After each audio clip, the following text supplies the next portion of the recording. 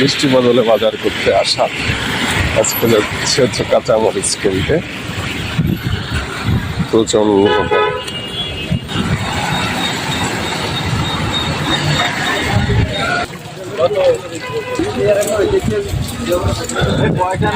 ভাই, জাল কত? জাল ভাই জাল এটা 40 টাকা পয়টা, 30 টাকা পাওয়া যায়। 30 টাকার ওটা দেন, এক পা দেন। ভালো কাজ করেছেন।